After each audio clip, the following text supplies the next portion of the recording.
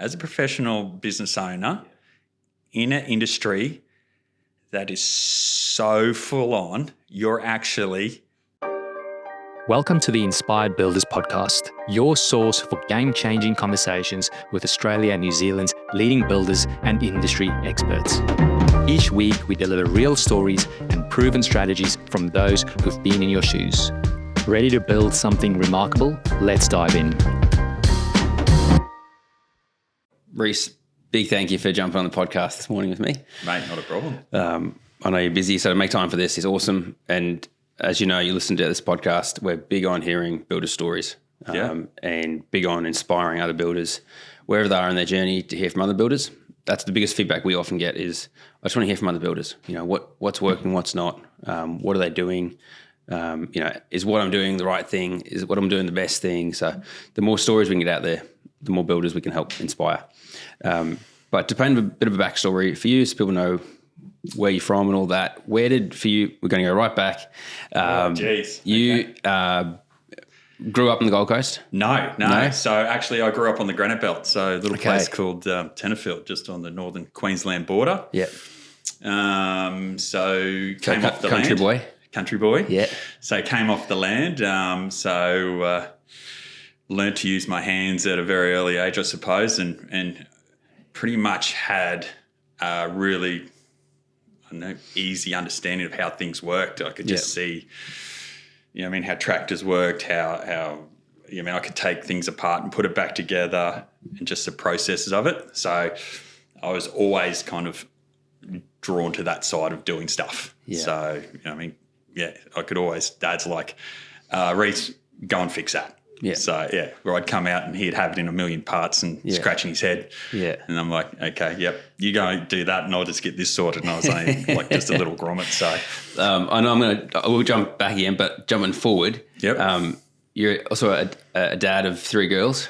Yeah, 3. Yeah. That's mate, that's a whole other podcast. That's a whole other podcast. We'll get you on the dad's podcast for that one. Yeah, that's it. I'm just like, if you can get them to 20 and they're all healthy, you've a big thumbs up. There's no right or wrong way with that. But I know one thing that, just in chats and stuff, because I've got 2 girls and I'm still waiting for you to publish your book on parenting girls. But mate, just enjoy as much as possible when they come up and they look at you and just go, yep, you're a legend, because I get, hello, fat man, or... I'm still in the... last night I said goodnight to Audrey and she was like, good night, Dad. I was like, good night, Audrey. So I'll see you in the morning, Dad. I'll see you in the morning, Audrey. Love you, Dad. That's always important. And still, to me, like with my parents, I'm just like, I don't care who's around. I've got my dad. I'm like, love you, Dad. He's like, love you. Yeah. And that is so important. Family unity is number one. You can have... And I do. I've got people and friends, really good friends, who are very, very successful. Yeah. And they've told me, they're like, mate, you've got everything. Yeah. And it is so true. It is so true. Even though, and you can talk to Katie, like I come home, I'm just like, tell some of my girls, I'm just like, I love you, but I don't like you at the moment. But they always know I've got them. I've got their back. Yeah. And it's like, I know chatting with you, it's amazing to see you put them first, like just whether they're in like extracurricular sports and that you travel for rowing and you travel, like you just, that's awesome to see. Yeah. But also awesome, you just going back now to how I'm going to be connecting these 2 points is you growing up on country person at heart, and then the chats you've had, seeing the girls growing up with a bit of country in them. You're telling me about your eldest when she got her license. I was like, what car do you want? She's like, I want a single cab patrol ute. Yep. I want a workhorse. I was like, that's pretty cool. Yeah, I'm like, so does every other 17-year-old boy. But no, well then we've got Isabel, my middle one. So she's got a Hilux in her name. It's named Precious. Precious.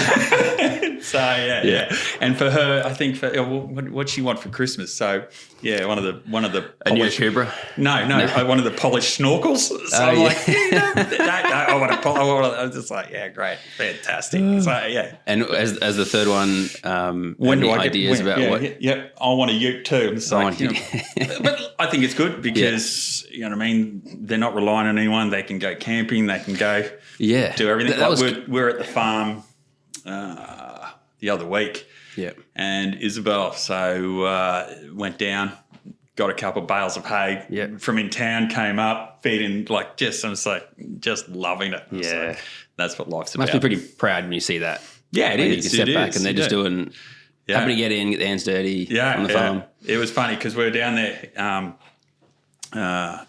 It was the King's birthday. I didn't even realise it was a long weekend that weekend. Yeah. I'm like, that's it. I had a moment. I'm just like, I'm checking out for the weekend. Let's go to the farm. And Katie, and my youngest Sophie, they stayed back. They were going to come down on Saturday. So Isabel and I went down on Friday. Yeah. And we're sitting there next to the fire and cooking on an open fire. Had like steak and mushrooms, and we're just eating off the plate. And I'm like, how good's this? And she goes, it doesn't get any better than this. And I was like, that's the answer. Yeah. Hearing that, like, I can't wait. I know I haven't done it already. I need to do it soon. So in the next 12 months, I'm going to do it. Just take my eldest. She's turning 5 early next year. Take her camping. Yep. Just her and I go camping. It is so cool. Eat off the hot plate. Yeah. It just like there's just nothing around, and it just doesn't get any simpler. And it's just like, you make things so hard for yourself. But the real things in life, and it's, you've probably had the same thing where the older generation, they're like, enjoy your kids growing up because it happens so fast. And I was only talking to my sister. They're blessed with 4 girls. Yeah. And I said, and the eldest one is just becoming a teenager and starting all that next chapter. Yeah. And I said, and she was speaking with Ellie in relation to Ellie and Isabel, like Ellie's just started a business. Like, so it's incredible. Mate, do you want to hear? I know I'm just going off. No, go, yeah. Because being dad, what do you know, Dad? You've never done anything. You wouldn't have a clue. You haven't been running a business for 20 plus years. Yeah. What have you got on the board that you know what you're doing? So, but Arnie, you know, my sister Rebecca talks, that's a great idea. And I was like, I'm pretty sure, that's exactly what I just said. I was like, you know what? I don't care as long. Yeah. And they're doing some brainstorming and just working out names, mate. So she's working, doing other stuff and doing she's going to do a side business, PT. So she's a qualified PT. Awesome. And thinking about names and stuff for businesses, beach bums. I'm like, no, it's going to be taken. Not taken. I'm so, there you go. So she got on, bought the name, bought the domain name, everything like that. Good on it. Like, she's already, like, in the space of 48 hours, has, you know what I mean, identified a target market, branding, has already come up with the logo. I'm just like, that's awesome. Yeah. So, and she's pumped about it. So, which is cool. That's so important, to be pumped about what it is that you do. Yeah. All right, bringing it back. Yeah, sorry. Go back in time. You starting out, country boy at heart, getting into this industry. Okay. What did that look like? And at what point, I guess relating back to the passion that you're seeing there with Ellie, where did you start noticing the passion that you had for this industry and for building? The way I got into building was, we actually I did my schooling in Brisbane, boys' school up in Brizzy, and that was awesome. And then just going through there, my dad's like, okay, mate, what are you looking at doing? I'm just like, row, play rugby, surf, and just that's it. I'm all good. He's like, mate, you got to start thinking about what you're going to do. Yeah. I was like, well, mate, I'm not going to uni. Yeah. Not for me. So he's like, well, one of his mates and I was blessed enough to go to the same school as my father and stuff. And he goes, one of my mates from school, he's a builder. So it's not, if you'd like, I'll make a call. He goes, you're going to work on holidays with him. I was like, okay. So, and it was basically, here's his phone number. Yeah. You ring him up, you organise the time, address and everything like that. And it's like, okay. So which I did. And he's like, yep, be here. And I was like, I've got no idea what I'm doing. Did he tell you to turn up anything? A belt? No. He's just like, turn up. And I was like, I said to him, like, what am I going to do? He goes, I don't know, mate. You got to go and have a crack. And that's a big thing, is just have a crack. Have a crack. Yeah. Have Rule a go. one, that's Rule like, one. in terms of mentors that we listen to here, I love that. Rule one is show up. Yeah. Every day. Every day. Yeah. Every day. And if you don't, it shows. So anyway, going back, so turn up. I still remember it. Yeah. I still remember it. He had an old tool bag there. He's like, here you go. This is what I want you to do. And it was nailing on bracing ply. Okay. Mate, by the end of my day, at the end of the day, my fingers were black because I hit them that many times, and just a shocker. Just like, anyway. Yeah. So did all the holidays, did some more work with him on different holidays. After that first holiday, what was the thought or feeling around it all? Yeah, that was me. I suppose that would have been 95. Yeah. So that was like year 11. Okay. So, and I was like, you know what, this is not too bad. And then I had a mate living down the road who went to school with me. His dad was a builder, and there was a couple of terrace boys that were a couple of years ahead of us, and they were apprentices for my mate's dad and stuff.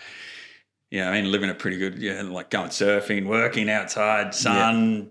Yeah. This is how good's this. Yeah. So it's like, yep, this is for me. I'm done. I'm in. Let's go. And just a really good work environment. Worked hard. Don't get me wrong. I called him. He was an angry elf, but it was enjoyable. Yeah. And the projects we did, it was all high end, major renovation or new work in Clayfield. Okay. So, very, very competent builder. And we did everything, like everything. Like, wow. I can remember the first time seeing someone come and put on a roof, and it was like, okay, fascia gutter guy turns up, then the guy's team comes and does the battening, and then they come and do the insulation and sheets. And I'm standing there, I'm just like, so let me get this straight. You just come and do the fascia and gutter, and then you go away. And they're like, yeah. And then you got another guy that comes and just the team that does the roof battening, and they go away. And that's all you do. You don't, no, that's it. And I'm like, because we did. We did it all. We did it all. We profiled it. We foundations, footings, tied steel, poured the slabs, stick frame, roof on, hang gyprock, tiles, everything. Wow.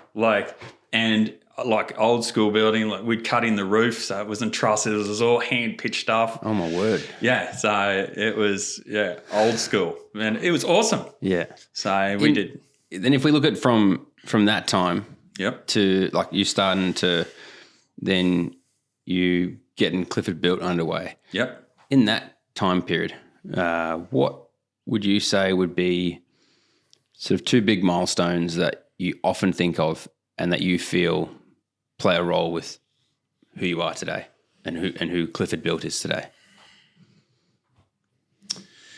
So do you want to say a bit more into that? Yeah. Okay.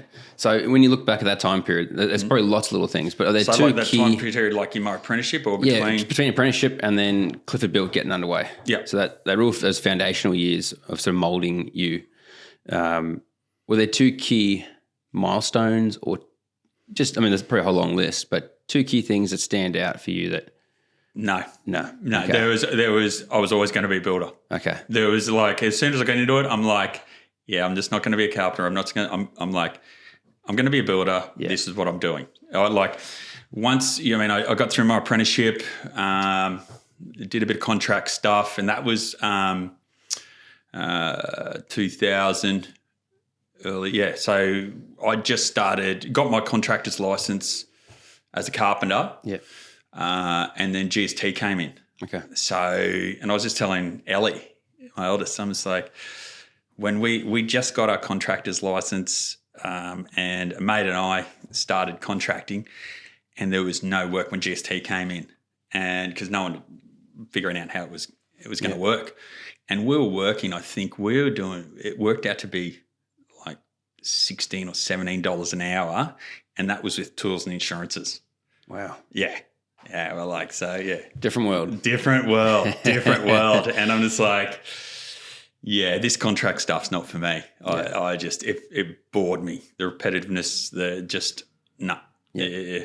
I'm a pretty creative person. I like doing the same stuff twice just bores the crap out of me.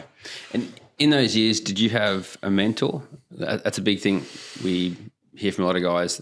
Some had a personal mentor. Some would just look at someone from a distance and just sort of maybe emulate them. But was there, I mean, you mentioned the friend's dad who was a builder. Yeah, no, I've always been pretty self-driven. Okay. Like, I'm just like, okay, there's my destination. Yeah. I'm going there. If you're in my way, get out of it, or I'm going over you. So like that's and that was from early on. I don't care. I didn't care. Like with being competitive in sport, people are like, oh, you're going to go up against this person. I'm just like, I don't even know who that person is, and I don't really care. I'll go through them. I'm just, mate, this is mine. If I have to do 100-hour weeks, I'm going there. Yeah. It's the old saying. It's like, the harder you train, the luckier you seem to be. Yeah, totally. So yeah, that's totally a big thing. So and it's just keeping your eye on the prize, and like because at the end of the day, and like you can be surrounded by awesome people that will assist, but unless you are driven to get there and do those 1% things, and like when you're down and you need to put your big boy pants on, it's like, okay, I've just got to pick my lip up and grind here. Yeah. You're not going to get there. So you have to really be conscious of that process. Yeah. So of really, really understanding what makes you tick so you can draw on that. Yeah, right. So, yeah. Has that been something you've always understood about yourself in terms of how you tick? Yeah. Yeah, okay. Yep. It comes in handy as opposed to someone who's still figuring it out, you know? Yeah. And look, everyone works differently. Yeah. So I was just like, and I suppose also, I mean, I was married pretty young. Yeah. So, and we had kids pretty young, and mate, also probably why I'm here and we're pretty successful is I've got a pretty strong lady behind me. That's true. So, every good man's got a great woman behind him. Yeah. Like I say, I keep my eye on the prize, but I tell you what, sometimes I need, back in here, mate. I love that. And in terms of, I mean, your mindset around things, I always love hearing your approach to things and seeing, doesn't matter how driven you are, and you know I've discussed this off camera as well, like just that drive that you have, like nothing stands in my way, you are then able to really well translate that over to when you're working with a client. All right, what is your outcome? All right, I will stop at nothing to get you that outcome. Yeah, absolutely. If there's a bill in the way, There's always a way to do it. There's always a way to do it. If an architect can draw it, I'm 99% of the positive. I can figure it, or my team and I, because it's not just me. It's surrounded. It is having a team, but at the end of the day, you have to figure out a way to do it and present it to the client, even with a couple of different options. You know what I mean? To go, okay, here's a couple of options. What do you reckon? This is what I reckon. This is how we build a skyhook. Yeah. This is how we build. Yeah, that's it. Yeah. That's it. That spotted paint. So, and then a quote that you gave me earlier, which I thought was pretty special, and maybe you can unpack it for us. You said, "We are a vessel to help get you from ideas to living in your dream home." Yeah. Can you walk me through what that means to you and to your clients? Okay. So basically, we are a small building company, and we take pride in what we do, and we're driven and everything like that. Put us in a box. There's a whole lot of boxes doing the exact same thing. Okay. I suppose being like, a best way of talking about it is being like a caravan. Yeah. So people want a caravan. They're not thinking about actually the caravan itself. They're thinking about where the destination is the caravan's going to. Yeah. We're the caravan. So what we do is they're like, okay, we're going to load all this stuff up that we want and need on our holiday. We're putting in the caravan. Then we got to get the caravan from point A to point B. Point B being the destination. Yeah. And that's at whether it's, you know what I mean, beach, bush, wherever, where you unpack everything and you're relaxing and you're in your space. We're just that caravan. We're that vessel to get you from that idea to this three-dimensional creation, this living thing, which is your own special environment. So that's what we provide. Yeah, wow. So that's probably the simplest, easiest way, because you know what I mean. There's, and I suppose in relation to, we have to make sure we're the right fit caravan, I suppose you could say, for that trip. Okay. Because there's no use if you want to do an all-terrain holiday or whatever, you don't take a caravan that you drag on the road. So we're not the fit for everyone.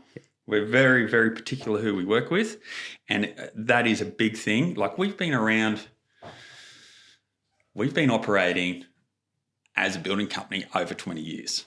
Like what's the saying? If you make it through your first 12 months, you're doing all right, or you're 50% fail or whatever, you get through 5 or 8, mate.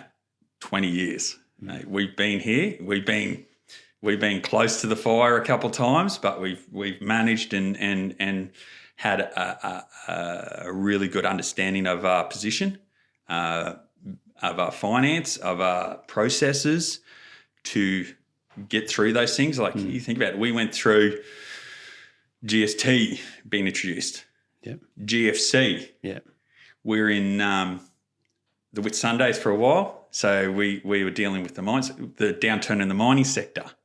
Where we were in the Whitsundays for a while, excuse me, when we were in the Whitsundays, there was a huge review of town planning, which changed everything again. So it has been a ride. So it's being able to, the conditions or the ingredients in the recipe have changed. How do we adapt to get to there? So, and then you had COVID. Oh, COVID, yeah. Price, well, that's how we got price to you. Increases, and you had rates. Oh, mate, don't even start me on the price increases. Yeah. Well, we reckon it's got to be this much. Well, okay, how'd you get to that? But that's our responsibility, and totally. I'm sure we'll touch on that later on. Yeah. Well, let's jump into that, because that's a big thing. I also love your approach is when it comes to working with. Actually, we'll jump in a bit later, but your approach to working with designers and architects and clients and all of those involved, it is a collaboration. Oh, 100%. It's go ahead and design what you would love, and you see these amazing drawings and everything. You're like, oh, that's incredible. Yeah, that's really cool. We want to be part of that. And we see it so often where we're like, okay, let's do a bit of a cost discovery to see what your budget's at. Yeah. And they're just opposite poles apart. And it's like, well, how you've got this here, but your budget's here. How did this void come to be? And that's why it's so important then to bring someone like yourself in to help bring those two closer together. Yeah, exactly. Because like we do, I've got a couple of different processes involved, or like a couple of processes that we implement. Yeah. That we've refined over 20 years. So we do, from our preliminary engagement and communication and going through and just getting, and we're a big one. It's like, guys, if you are honest with us, we can actually give you honest professional feedback. And we've got 20 plus years of intellectual property here doing this at high-end residential stuff. There's no benefit to us blowing smoke up your backside, because we're wasting our time and resources, and we're wasting your time and resources. What value add does that add? Zero. You know what I mean? And that's what I say at the beginning. I'm just like, at the start, we do our due diligence, and then the cycle, the life cycle of the project can take care of itself, because we've done and implemented all these procedures. Everyone is happy. Everyone's on the same game plan. Yeah. Everyone is in this coherent relationship to go, okay, here's our starting point. Here's our idea. It's a 2-dimensional drawing. And then within the time span and everything, you hit all your marks and you walk in and you walk your client in, and they're just like, this is it. This is exactly what I was seeing. And like, how good's that? That's the goal. That's the goal. Like those processes you implement and the time you take and your due diligence at the start with the budgets and the finishes and everything translates through to an awesome, enjoyable experience, which it's supposed to be. Yeah. Like you see so many horror stories, and it's one thing that just ticks me off. You see it's just constant beat down in the building industry, and it's just like, well, there's a reason for it. Let's break it down. And how did you get to that? Yeah. And it's at the start. Usually, like I've had clients go, no, you're too expensive, no, blah, blah, blah. I'm like, no worries. I'm a phone call away. If you want to have a chat or check something, and I'll go in and they're like, oh, and I refuse to price check it. If we got a quote off such and such builder, I'm just like, I don't even want to know. I said, because we're not the same as other people. That there is no same. It's apple, but if you're quoting apples for apples, said, and 9 times out of 10, I'm like, if they're like, oh, they're so much cheaper, and I said, look, I can sit down with you and have a look at their scope, and I can tell you where you're going to get stung. Yeah, and I've had so many people come back and go, you're 100% right. Oh, it's not stung. Stung's probably the wrong word. It's things that were missed. No, it's I break everything right down. I deconstruct everything right down, because there's no use me coming to you and going, oh, yeah, this. If you ask me a question and I can't answer it, that's a failure on my behalf. If I don't have the answer for you, then I look pretty stupid. So I'd rather you go ask me a question and go, well, here, this quantity, this costing, this allocation with this specification. They're like, okay, yep, you're over it. So, yeah, that's the difference. Right. And I've seen and documentation and making sure your clients understand that is a big one. That eliminates so much hassle, so much. I mean, that like a big thing like that. That's where something like distrust starts. And that's where a breakdown of a collaboration or compatibility, like it can really affect the outcome. Yeah, because you're dealing with people's biggest investment. Like we're dealing with the 1%. And we don't apologise for that. So you're dealing with some, your professionals, your high-end business people, your sports people, doctors, whatever. Yeah. But they're the echelon of their field. So you've got to be able to communicate to them on that level. And now throw in the personal factor. So it's just not like a commercial decision. We're like, okay, these numbers here. You've got your wife or husband or whatever with their requirements. This is what the feeling is. Your kids' well-being and what sort of environment they are, what you want to achieve. Like your home is a special place, and where it is your own personal. This is what I want for me. So you've got to take all those things in and then be able to kind of juggle them and massage them and get them through the journey. So there's times where, and I say this at the beginning, and I'm just like, there's going to be times where you think I'm a proper prick and not like me. And there's going to be times when I'm not going to really like you.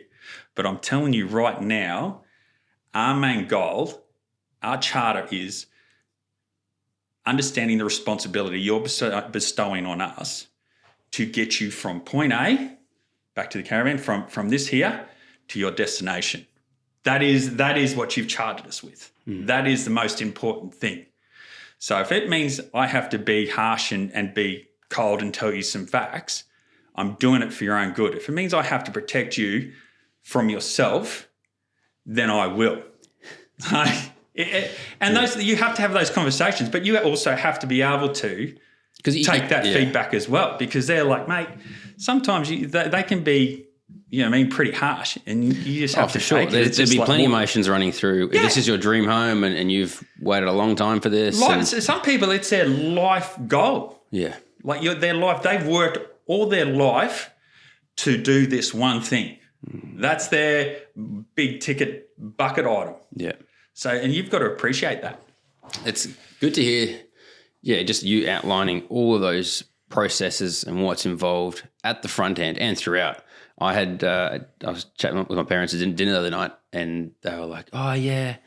And they consume a bit of mass media, and why would you build now? And and I was like, that is why, I got pretty heated pretty quick. I was like, that is what we're here. That's why we help our builders. Yeah. But that is what they're up against. Is this mass media, people consuming mass media that says, builders are going to fall over. They don't know what they're doing. And I was like, I know so many builders, all of our builders run amazing businesses. They invest in themselves. They invest in their businesses. They get mentored. They get help. They put the right systems and processes in place. Well, you are a professional business now. Yeah. It's not gone are the days from Pro 15. You're a professional business, and your service is you building have to be or move the caravan. over it. You have to be all over it and all over different aspects, and then throw in being a counsellor, throw in being a contractual lawyer, and it's just you have to be over your stuff. Yeah. So if we jump into some of your projects, because there have been some epic projects you guys have worked on, and I love the way you define epic, because epic doesn't always mean you've worked on some multi-million-dollar projects and you worked on some small scale stuff, but epic to you is the client and the journey and the outcome. And whether it's a large scale or it's small, it doesn't matter, because it's what you guys focus on is the outcome for the client. And I mean, it's because it's their journey. Yeah. It's their journey. Whether small or big, it's so special to them. It is. And like you and I were talking prior, and I was thinking about this last night, and it's like every job, every project has something special. Like, we'll probably go, like the last one we did over Isle of Capri. Amazing client. Christine is a legend. I was trying to pick out some projects to highlight, and the team reminded me about that one, and I was like, oh, that one too. We don't have enough time to go through these. There's the one in Gibraltar for Christine, Trevor and Sim out at Calagrabah. Where I was going was one of probably the most special for me was probably one of our tiniest. Really? Yeah. So the bit of a backstory was we were living, after GFC hit, we were doing some. Oh, there's another awesome client. Yeah. We were doing some. We did 3 houses for him up on Sovereign Island. Okay. And we became really good mates. I'm just going off on a story here, but so on his last home, I said, why don't you actually take some long service and come and be on site? So and he did. And it was just prior to GFC hitting, and he came in. It was during GFC, when GFC hit, and I came in. I was like, "Mate, it doesn't look like you've had too much sleep. What's going on?" And he's like, "Yeah, we've got to have a chat." And it was not good. Okay. It was not good. So, and that was very early on. Anyway, so. We actually decided to have a little bit of a sea change. Okay. We had all beautiful house over on the water and all the cars and all the stuff and blah, blah, blah. And I think, we'd had Ellie, my oldest, and Izzy, the second one, second daughter. Anyway, so we're like, we had an opportunity to move to the Whitsundays. So we're like, you know what? We'll go up there and we're going to build a couple of speckies, and we're only going to be, we kind of worked out a game plan. We're going to be up there 18 months, 24 months. Yep. Pump out a couple of speckies and then do a unit block. And anyway, it was going to be, set us up, rah. Yep. Financially worst decision of my life. But as a family, best decision I could have ever made. Or not, it wasn't me. It was Kate and I. Yeah. So it was definitely, she's like, let's have a crack. So I went up there. And we only were going to be 18 months to 24 months. We spent like 8.5 years up there. It was And amazing. Why do you say it was such a good decision for the family? Because it got away from all the materialistic crap. Yeah.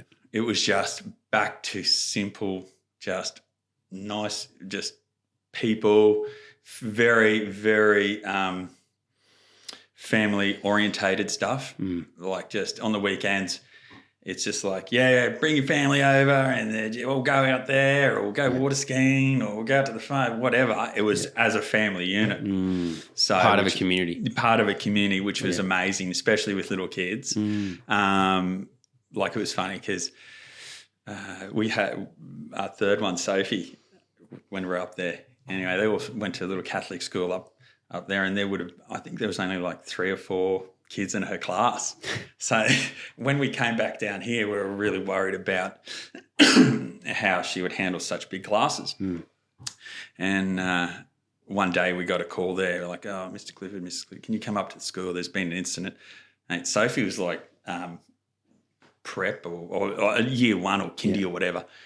And, she's just like, not having it. So she went in the class and locked the whole class out, teacher and everything. She's like, not having a bar of it. I'm done. So, I'm just like, oh, this is going to be awesome. Yeah. But, so I think that actually, by doing that made an internal bond between husband, wife, and family, so much stronger. Moving up there and just you have to rely on each other. There's less distractions. You have to become a team, otherwise it doesn't work. Especially like in a small building company like this, and it's processes. It's like reading each other. It's like let something slide, or if you need to help you there, and you can implement those things into your other team, so you really understand the personal aspect of it. Like, if one of your team's having a bad day, just go, mate, like we're a team here, we're a family. What's going on? Like we had an apprentice and he was just, something was going on. And so Wayne, my project manager, and I were like, mate, let's have a chat. What's going on? And there was, his grandpop was sick. And it was like, mate, if you need, because I'm a big one, I'm like, if your family needs you, just tell me, you go. Your family comes first, because if my family needs me, I'll be taking care of them. Yeah. So what is good for me, what's good for the goose is good for the gander. And that is important. I'm going to say, if your family needs you, don't even ask. Just go, hey, I need to deal with some stuff, and we're there for you. So that, because it is, and you have to, because it is such a full-on experience or venture running a company, like a building company in today's market or climate, you need that unity in your team. Because if you don't have that unity, there's no... That's pretty cool to hear, because to hear that you went up there, it was special for your family, and it allowed you to build a really strong family unit, and to see what works and what doesn't when it comes to building a strong family unit, and then to be able to relate that over to, well, plenty of lessons there to then building a strong family unit within your team.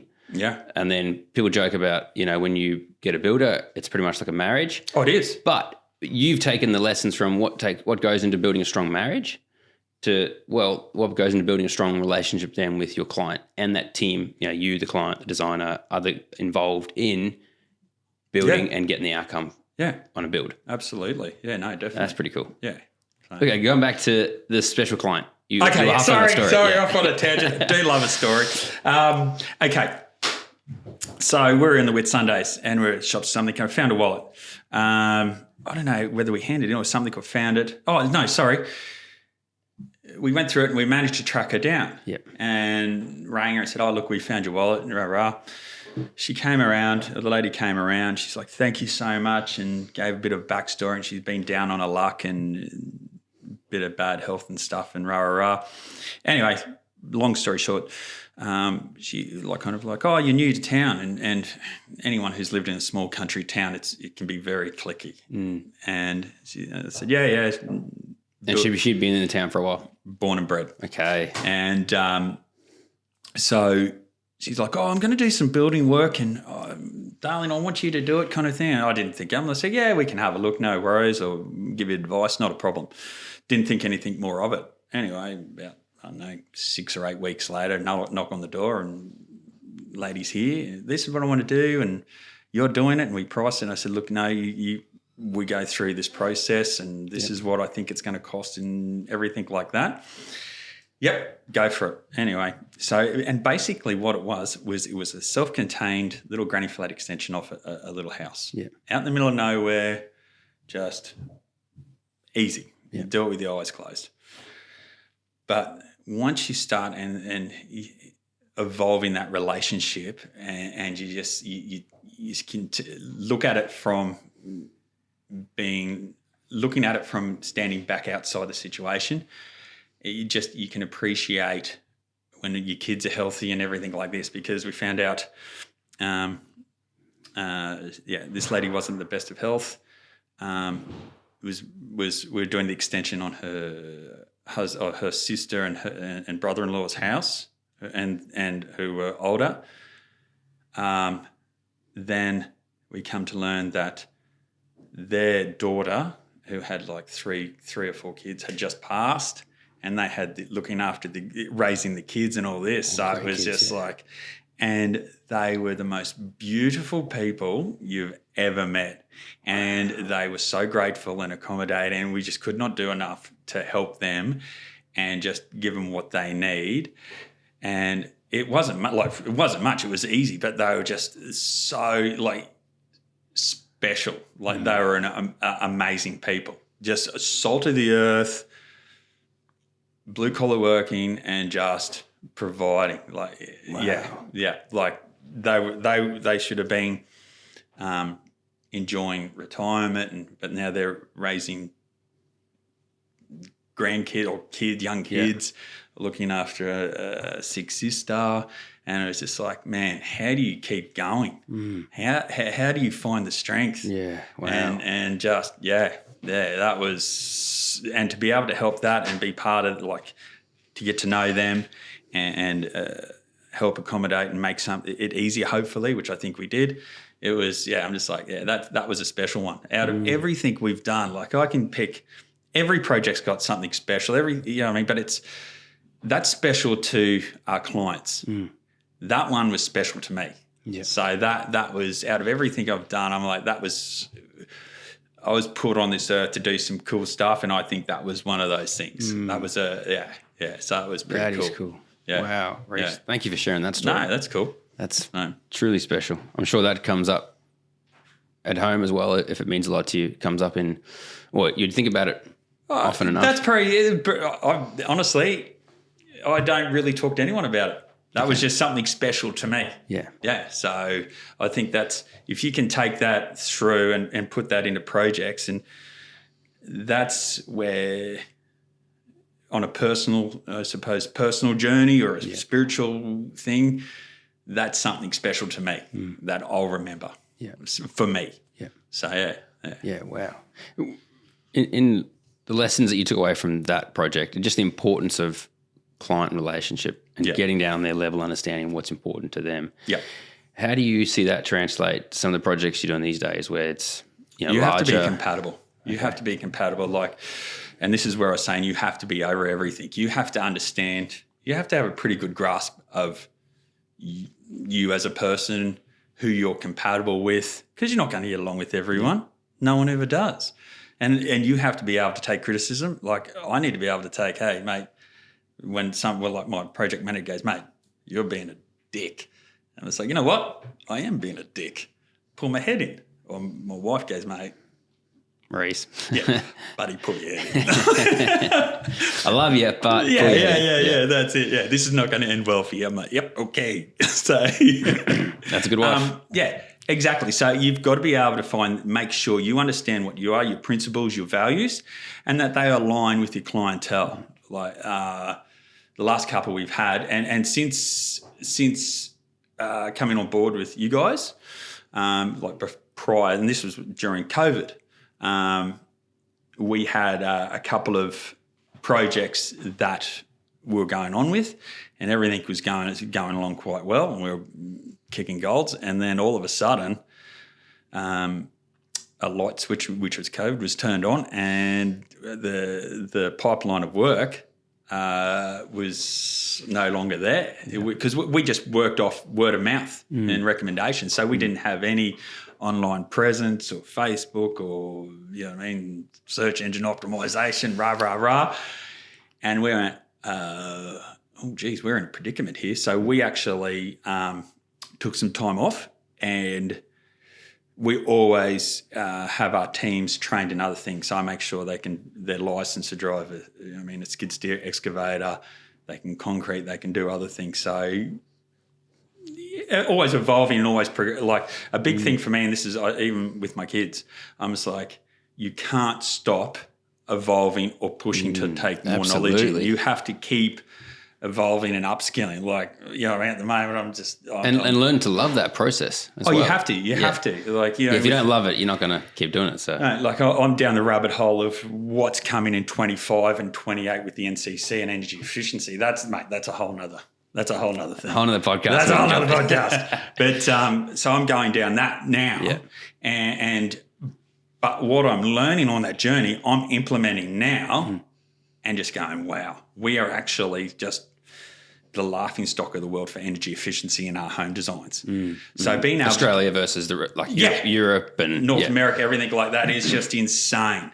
And that's where we need to be evolving and upskilling, and that's what we can be bringing to, like, the design teams, the architects, everything like this, going, hey, you know what I mean? There is an associated cost here, but if we look at this now and implement certain stuff, we're seriously value adding to this process. We're getting ahead of the ball. Yeah. And you, as you go through and you learn stuff, but once you start going down and really understanding and really investigating those things, you're like, oh, okay, yeah, we're onto something here. Yeah. So if you can get that mindset and just start going down those pathways, you can really, really add.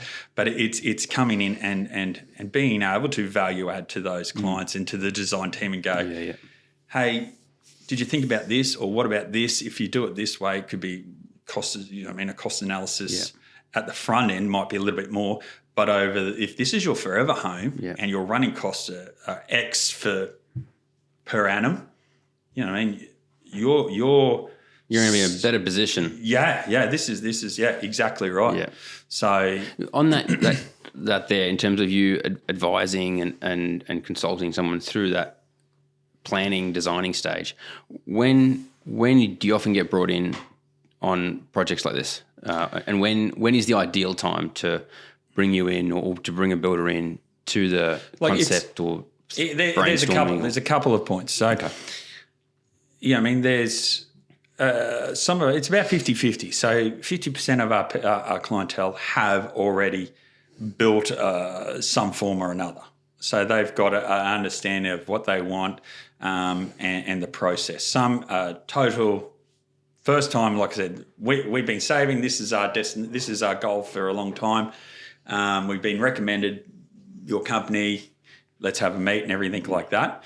And then say for that say channel, it's like beautiful. No worries. That's a fantastic thing. It's like, okay, have you got, what's your image? Just give me, describe what you're seeing. Like, how do you live? What do you want to achieve with this? And through that process, then I can go, okay, well, I've got a schedule of architects that we work with, and trying to find, and that in that process, we also get a feel for who you are as a person. Which is so important. It is, because if you've got a person, two people that are just not going to get along, it's just a painful experience. And I'm sure so many people can attest to that, and builders and everything can attest to it. It's just like, shit, here we go again. It's not supposed to be like that. Yeah. Once you get a coherent team going, it's just like, go team. I love that. But that's what it's about. It's like, let's go. What are we up to today? Right. Yep. We're all good. Right. Let's into it. Yeah. And that's what the whole experience of the journey is to get to. Yeah. And have fun, enjoy it. And you know what I mean? For your clients, for your design, for your consultants, you know what I mean? Have that rapport where you can communicate openly and not try and, what would you say?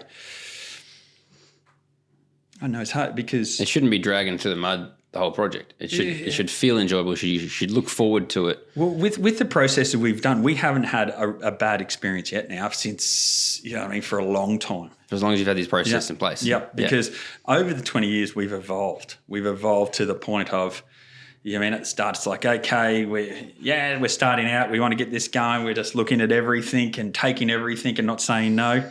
The best thing I've learned to say is no. And it's not it's no because I might not be a good fit for this client, or no because that takes a certain level of maturity. It's scary because you look at your work like your pipeline, you're like, thank you for the opportunity, but I don't think we're a fit for you. Yeah. So it's scary. You got to back yourself. Yeah, totally.